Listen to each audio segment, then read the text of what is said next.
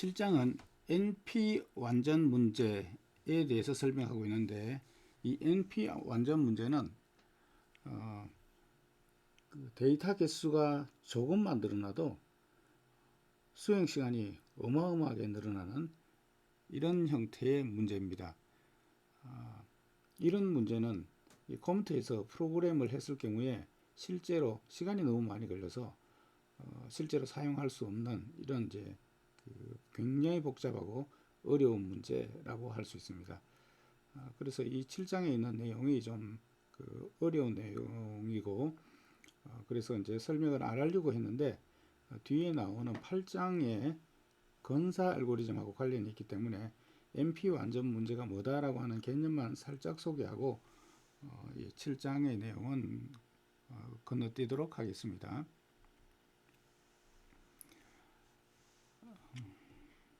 알고리즘 문제들, 그 알고리즘들을 분류를 해보면 그 알고리즘의 시간 복잡도가 다항식으로 표현되는 그런 다항식 시간 복잡도를 갖는 그런 이제 문제들이 있습니다. 이 다항식이라고 하는 것은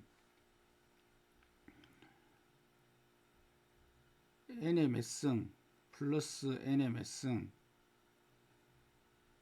뭐 상수항도 있겠습니다만, 이런 형태의 식을 다항식이라고 그렇게 얘기합니다. 쉽게 얘기하면 이제 n의 예를 들어서 100승 더하기 2의 n의 50승, 뭐 이런 식의 어떤 그 입력의 개수 데이터에 이런 그 지수 거듭제곱 형태의 차수들이 모여 있는 이런 식들을 다항식이라고 얘기하는데, 요런 것을 이제 컴플렉시티로 표현하게 되면 5의 n의 몇 승 이런 식으로 표현되겠죠.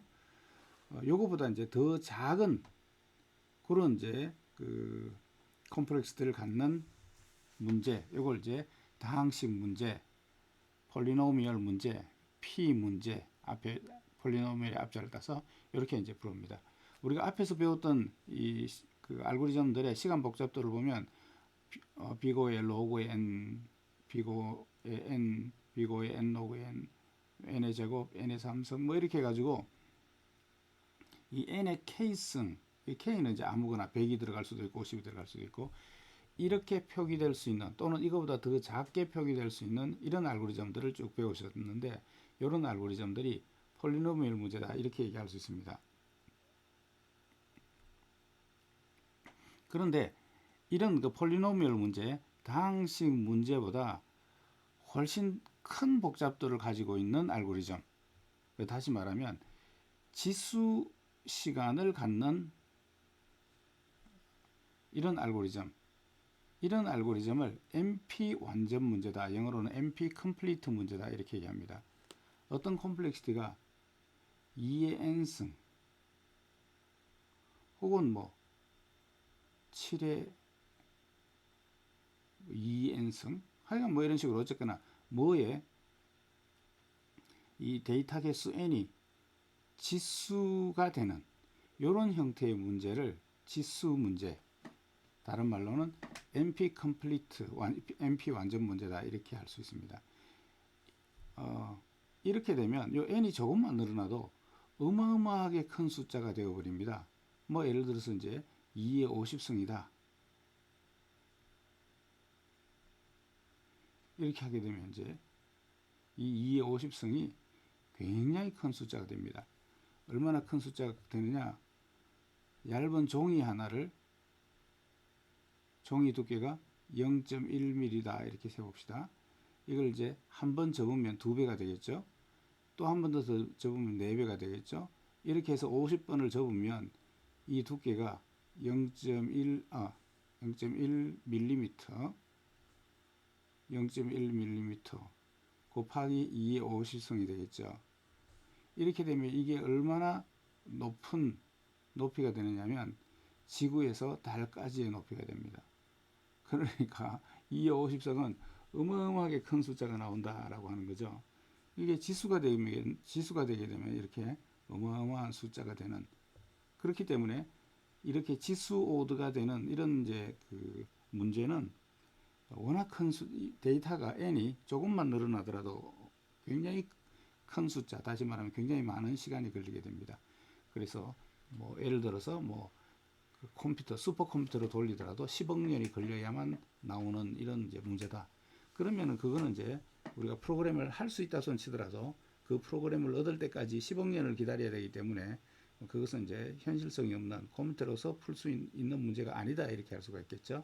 이렇게 지수 함수를 갖는 경우에는 데이터 개수가 아주 작거나 그렇지 않으면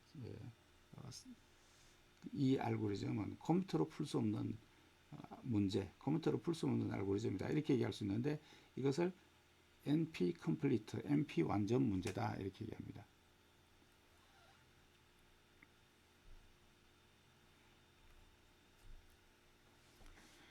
이런 NP 완전 문제하고 폴리노미얼 다항식 문제하고 이 양쪽을 다 합친 걸 NP 문제다. NP 문제 집합이다. 지금 이렇게 이제 용어 정의를 했고요. 뭐 이거 뭐 별로 중요한 내용 아니니까 그냥 이렇게 정의한다 이렇게 생각을 하고 지나가시면 되겠습니다. 이 NP 문제에 대해서 비결정적 다항식 알고리즘을 가지고 있는 것, 이것을 NP 알고리즘이다 이렇게 얘기합니다. 비결정적 다항식 알고리즘이라고 하는 것은 뭐냐면 결정적으로 다항식으로 어떤 문제를 찾는 알고리즘이 아니다 라고 하는 뜻이 되겠죠. 비결정적 알고리즘이라는 것은 다시 말하면 어떤 문제의 답을 찾는 알고리즘인데 이게 다항식 콤플렉스를 갖는 알고리즘이다 라고 하게 되면 이제 결정적 다항식 알고리즘인데 비결정적이니까 이제 그렇게 풀 수 있는 알고리즘이 아니고 이렇게 푸는 방식의 알고리즘을 NP 알고리즘이다 이렇게 이제 얘기를 하는데 답을 찾는 것이 아니고 답을 일단 추측을 합니다. 답을 찾는데 너무 이제 NP 컴플리트 문제는 너무 시간이 많이 걸리니까 답을 일단 추측을 하고 그 답이 맞느냐 안 맞느냐라고 하는 것을 확인하는, 그렇게 해서 답이 맞다 그러면 이 추측이 맞았구나 해가지고 그걸 답으로 인정하는 뭐 이런 형태의 알고리즘을 NP 알고리즘이다 이렇게 얘기합니다. 이걸 이제 확인할 때 시간이 그 지수 함수로 걸리면 이거 역시 확인하는 게 시간이 너무 많이 걸리니까 다항식 시간에 확인할 수 있다면 이제 그것을 이제 NP 비결정적 다항식 알고리즘이다 이렇게 얘기합니다. 그래서 NP 완전 문제, 이런 NP 완전 문제는 알고리즘을 만들어 봐야 시간이 너무 많이 걸리기 때문에 이렇게 이제 그 알고리즘을 직접적으로 만들어서 실행하지 않고 8장에 배우게 될 근사 알고리즘, 최적화는 아니지만 그 최적화에 해당하는 이제 근사 알고리즘을 만들어서 이 근사 알고리즘은 이제 다항식 시간을 갖는 근사 알고리즘을 만들어서 이것을 대신 이제 그 문제에 대한 현실적인 어떤 그 알고리즘으로 현실적으로 문제를 푸는 방법으로 이렇게 근사 알고리즘을 사용합니다. 그래서 어쨌거나 NP 완전 문제라고 하는 게 있다. 이건 지수 함수 콤플렉스들을 갖는다. 그건 시간이 너무 많이 걸려서 그 시간에 그것을 이제 컴퓨터로 프로그램으로 푸는 것은 불가능하다. 그럴 경우에 이제 어떻게 대처할 수 있는가? 다항식 형태의 최적화는 아니지만 근사 알고리즘을 찾는 이런 방법으로 문제를 해결한다 이렇게 생각하시면 되겠습니다. 이 완전 문제는 지수 함수를 갖는다. 이런 이제 완전 문제에 뭐 어떤 문제가 있느냐, 어떤 종류가 이런 완전 문제냐. 뭐 예를 들어서 집합의 파워셋, 어떤 집합이 하나 있으면 이 집합의 파워셋은 이 집합의 모든 가능한 공집합부터 시작해서 모든 가능한 부분 집합들